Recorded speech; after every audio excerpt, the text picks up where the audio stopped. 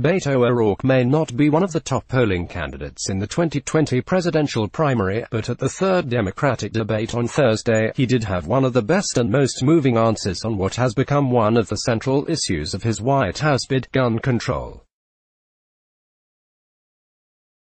The former Texas Congress member and U.S. Senate candidate has turned his focus to gun violence in recent weeks in the wake of a mass shooting at a Walmart in his hometown of El Paso, Texas, in August. At Thursday's debate, multiple candidates commended his focus on the issue, and O'Rourke delivered one of his strongest responses of the evening on it as well when asked whether he would institute a national gun buyback program in America. "Hell yes, we're going to take your AR-15, your AK-47, he said. "We're not going to let it to be used against our fellow Americans anymore." O'Rourke isn't the only candidate who had a good moment on Thursday. From Elizabeth Warren on the true costs of health care, to Andrew Yang on his family's immigration story, here are some of the most substantive and significant responses from the evening. Democratic presidential hopeful Senator Bernie Sanders, IVT, during the third Democratic primary debate. Robin Beck, AFP, Getty Images. "Well, first of all, let me be very clear. Anybody that does what Maduro does is a vicious tyrant. What we need now is international and regional cooperation for free elections in Venezuela so that the people of that country can create their own future. In terms of democratic socialism, to equate what goes on in Venezuela with what I believe is extremely unfair. I'll tell you what I believe in terms of democratic socialism. I agree with what goes on in Canada and Scandinavia, guaranteeing health care to all people as a human right.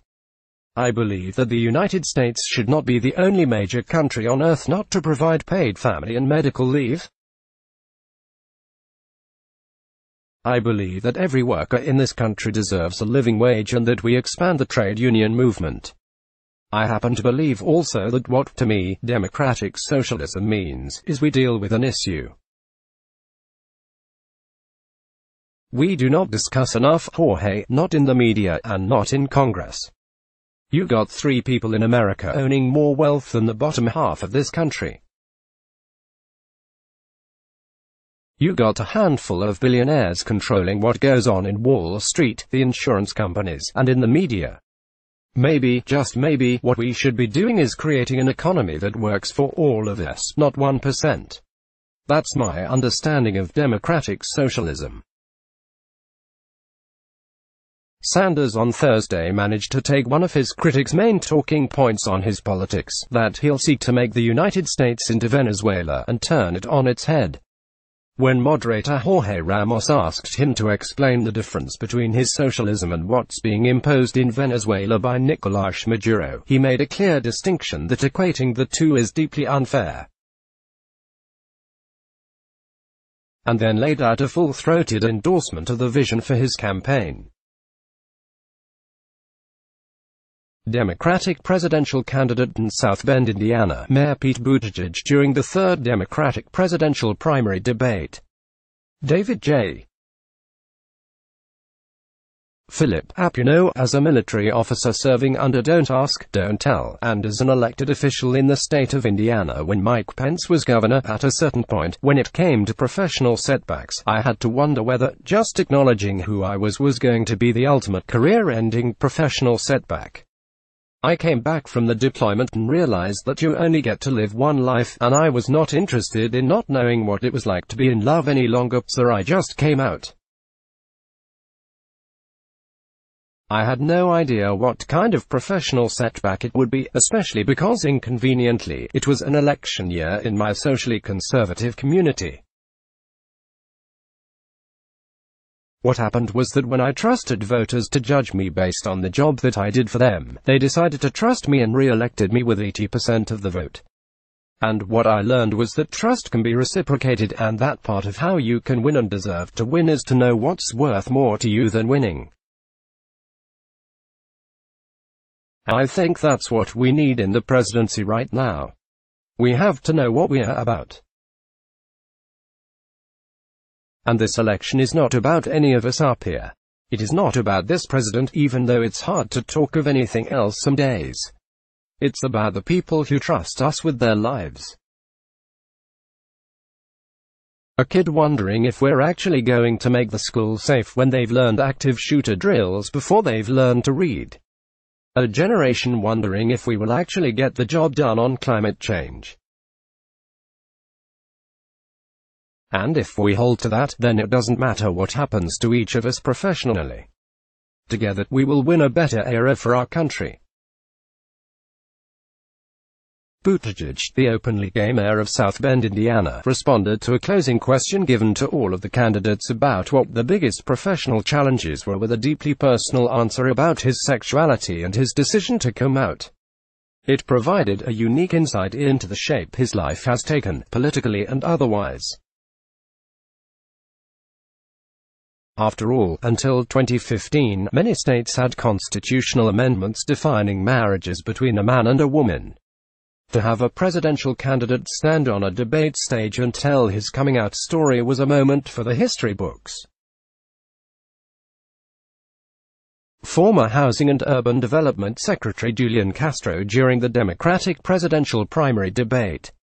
David J. Philip, I agree that Barack Obama was very different from Donald Trump. Donald Trump has a dark heart when it comes to immigrants. He built his whole political career so far on scapegoating and fear-mongering and authorizing migrants, and that's very different from Barack Obama. But my problem with Vice President Biden, and Cory Booker pointed this out last time, is every time something good about Barack Obama comes up, he says, "Oh, I was there.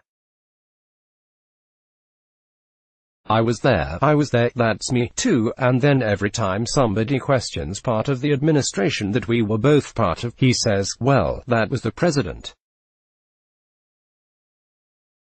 I mean, he wants to take credit for Obama's work, but not have to answer to any questions.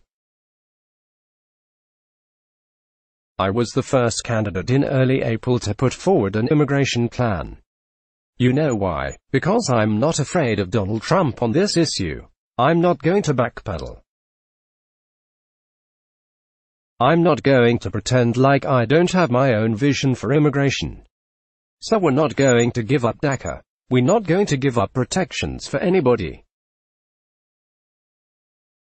I believe that on January 20, 2021, we're going to have a Democratic president, we're going to throw out Mitch McConnell and John Cornyn and have a Democratic Senate and a Democratic House, and we're going to pass immigration reform within the first 100 days.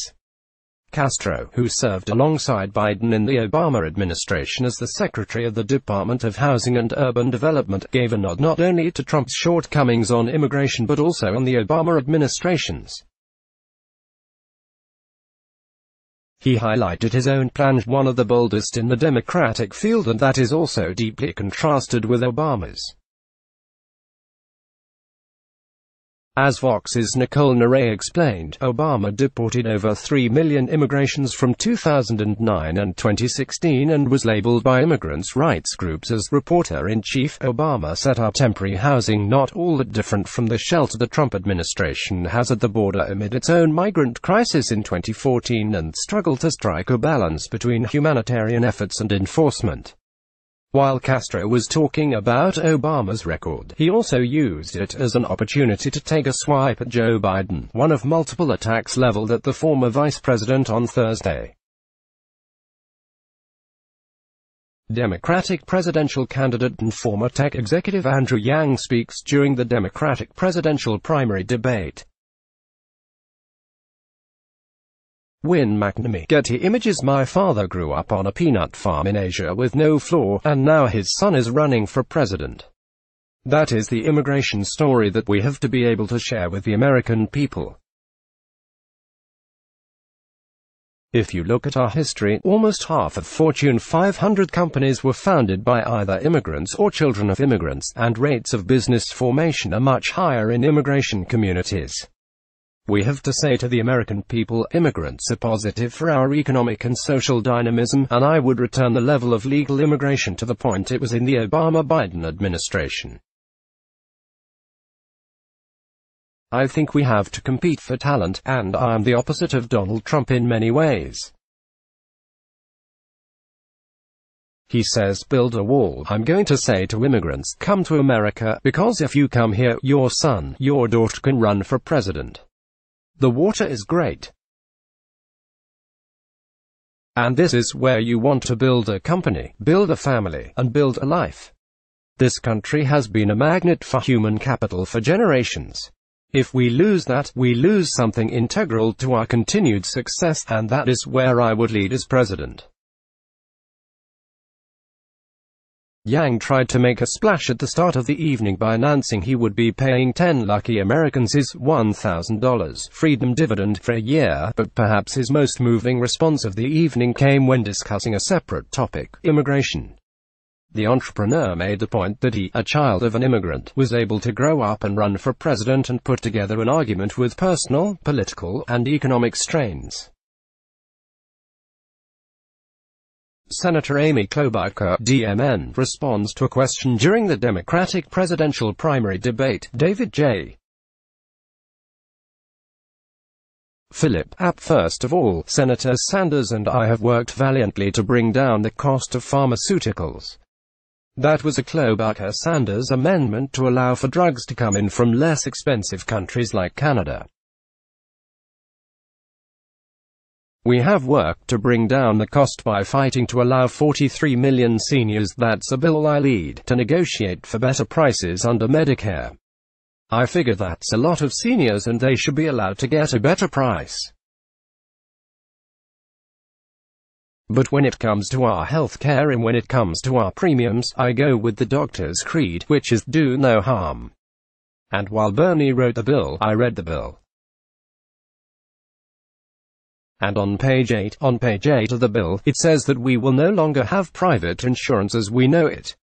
And that means that 149 million Americans will no longer be able to have the current insurance. That's in 4 years. I don't think that's a bold idea, I think it's a bad idea. And what I favor is something that what Barack Obama wanted to do from the very beginning. And that is a public option. A non-profit choice that would bring down the cost of insurance, cover 12 million more people, and bring down the prices for 13 million more people.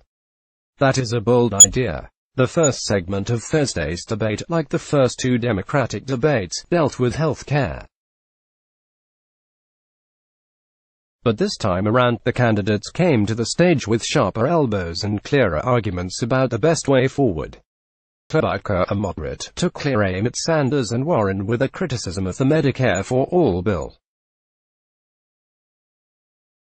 It surely won't be that popular with the left wing of the party, but Democratic voters aren't necessarily all in on Medicare for All, and Klobuchar gave those voters' hesitations a voice.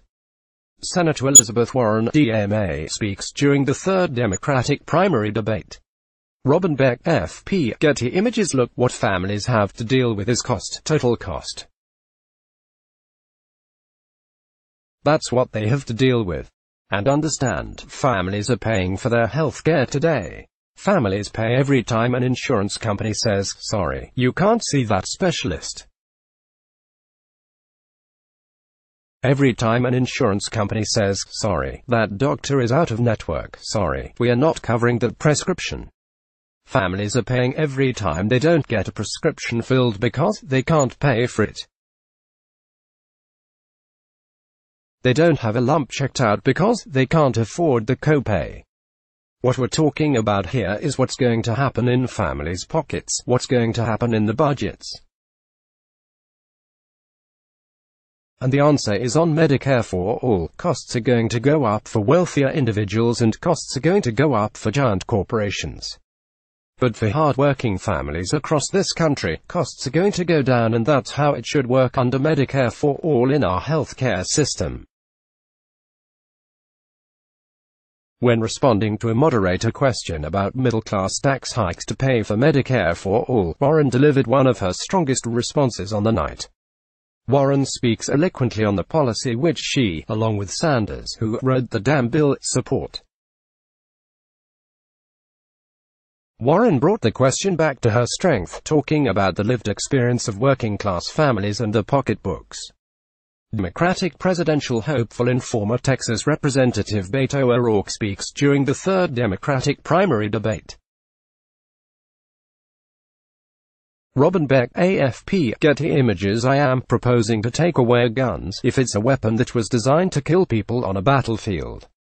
If the high-impact, high-velocity round, when it hits your body, shreds everything inside of your body, because it was designed to do that, so that you will bleed to death on a battlefield and not be able to get up and kill one of our soldiers. When we see that being used against children, and in Odessa I met the mother of a 15-year-old girl who was shot by an AR-15, and that mother watched her bleed to death over the course of an hour because so many other people were shot by that AR-15 in Odessa and Midland. There weren't enough ambulances to get to them in time. Hell, yes, we're going to take your AR-15, your AK-47. We're not going to allow it to be used against our fellow Americans anymore. And I want to say this. I'm listening to the people of this country. The day after I proposed doing that, I went to a gun show in Conway, Arkansas, to meet with those who were selling AR-15s and AK-47s and those who were buying those weapons. And you might be surprised, there was some common ground there. Folks who said, I would willingly give that up, cut it to pieces, I don't need this weapon to hunt, to defend myself. It is a weapon of war. So, let's do the right thing, but let's bring everyone in America into the conversation, Republicans, Democrats, gun owners, and non-gun owners alike. O'Rourke has become increasingly strident in his remarks around gun violence in America, particularly since a shooting at an El Paso Walmart claimed the lives of 22 people. It's clear about how deeply disturbed he is by gun violence. On Thursday, he did not mince his words when asked whether he would, indeed, require Americans who own highly deadly weapons to sell them back to the government. But while he made an argument about taking guns away, something sure to fire up NRA lobbyists, he also indicated that, while this is presented as an intractable problem in the media, there's some common ground there. O'Rourke served as something of a more conservative congressman than most Democrats during his time in Congress, so it's not surprising he tried to bring his full-throated defense of gun control back to bipartisanship. Democratic presidential candidate Senator Kamala Harris, DCA, speaks during the Democratic presidential debate.